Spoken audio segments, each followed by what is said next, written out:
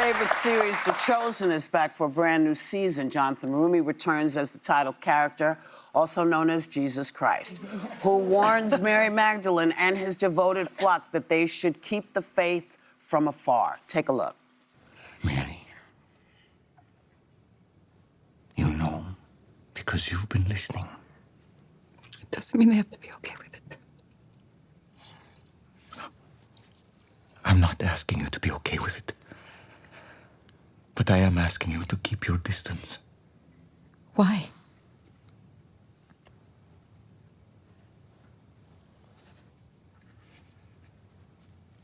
Please don't ask me to answer that right now. Please welcome back Jonathan Roumie. Jonathan, season 5 is about to begin. It just keeps growing. The show is just remarkable that way. There's also an animated spin-off. Last year, there was a Chosen Con, and there's a great possibility that it could reach 1 billion viewers. Wow, yeah. People tell you all the time how much the show means to you. We've had this conversation. Can you talk a little bit about how you take care of yourself in order to be the person people would like you to be and also stay who you are? Yeah, I think for me it really comes down to making sure that I'm right in my own relationship with God. Mm-hmm. And for me that means acting out my faith, practicing my faith, mm-hmm. and then trying to live at times very difficultly by the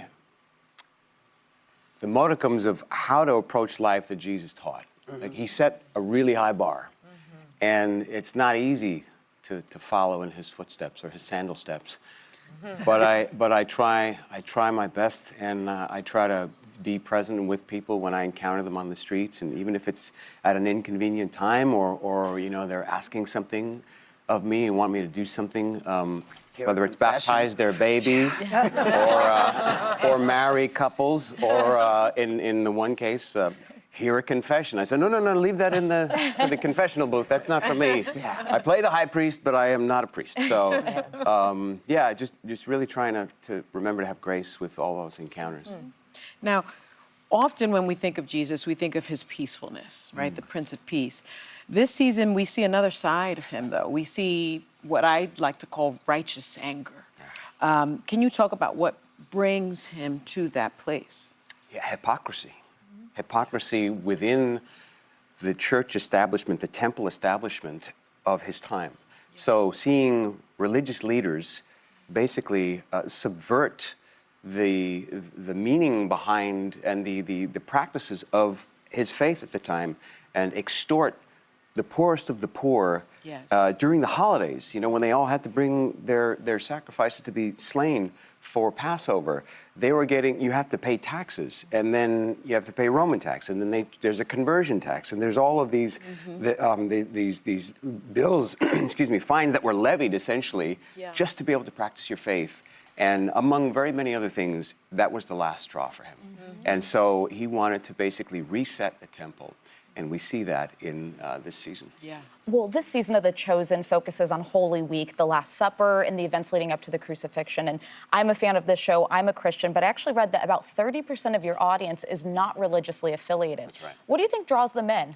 Great story. I mean, great it's the greatest story of all time. The greatest story ever told, and hopefully, you know, for us, told well, and in a way that is comparable to any other cinematic expression or television shows that are out there, yeah. Yeah. Well, the last time you were here, you said, quote, "There's always more to learn about Jesus." What have you learned about him while playing him, and how has it changed your relationship with him? I learned that I have a lot more to learn about him. It's a lifelong journey, you know, no matter where you are in the journey of faith, whether it's you just getting familiar with the Bible or you've been a lifelong student for decades. There's so much to learn. There's so much to be able to live out in your life in trying to reach those ideals, reach that bar that he set. And as you do so, just the doing, just the trying of that makes you better as a person, as a human, as a member a productive member, hopefully, of society in a way that you build community, you foster love, you engender hope in people. And that's what I try to do. Yeah, it's a very serious story, and very important one. I wish people would follow Jesus and his sandals the way you said, and not vilify poor people in this country, which is going on everywhere. But let's switch it a little bit because you also played comedy. Yes. You did the Mindy Project, The Good Wife, which was pretty funny too, in its own way. What's your next move? So this fall, I'll be doing a romantic comedy alongside Kevin James. A movie called Solo Mio. It's a whole different side of me for audiences. I'm clean shaven for starters, so it might be a shock to some people. In fact, I'd seen a meme, I think that was, I posted a picture clean shaven, and somebody posted a meme and said, please grow your beard back. They were very unsettled by seeing me clean shaven. They're like, oh, yeah. Well, Jesus, it's really hard to go back. He's hard to top. Yeah. He's hard to top. Listen, it is always a pleasure to have you here to talk about The Chosen, which is a great piece, and so that you know this is something that is for everyone, not just for one group, it's for all groups. So our thanks, come back anytime. Thank you. Part 1 of The Chosen Last Supper will be in theaters March 28th and on Amazon Prime Video in June. All 3 parts will be in theaters Easter weekend.